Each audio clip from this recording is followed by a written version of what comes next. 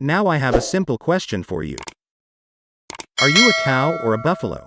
Now before you wonder what the heck is this guy talking about, let me tell you a little bit about cows and buffalo. As we know in nature, animals are very in tune to the weather and they can sense bad weather much earlier than humans can, but it's the difference in response to bad weather, to the storms between cows and buffalo that we can learn so much from. See, when a storm is coming, the buffalo and the cow, they both sense it, they both feel it, they both see it, but it's what they do when the storms are coming that are so radically different.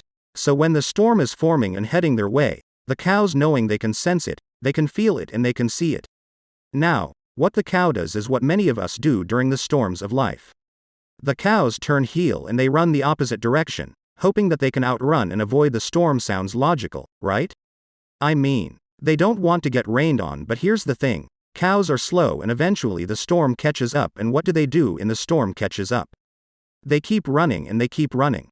And as they run with the storm rains on them longer and longer and longer. Doesn't matter how fast they run, how hard they try to avoid it, the storm just keeps on coming. The rain keeps dumping, and they keep running with the storm.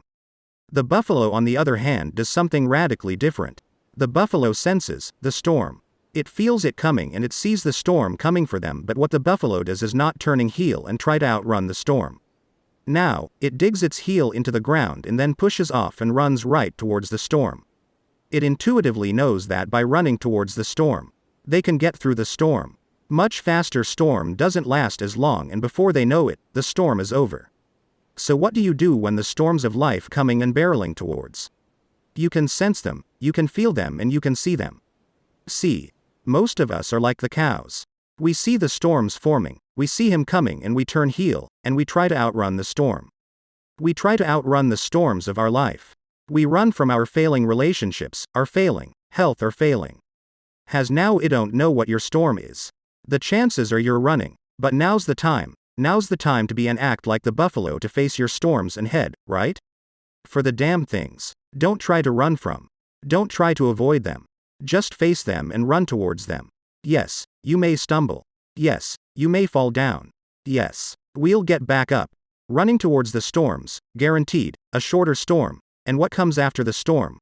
What comes after the darkness that the storm clouds brings? Sunshine, opportunity, the light of day. So I don't know what it is that you're running from, but today needs to be the day that you stop running from and start running towards. Yes, you're going to get wet. Yes, it may rain hard, and yes, it may be painful, but realize you can't outrun the storm trying to. Only prolongs the pain that delays the inevitable.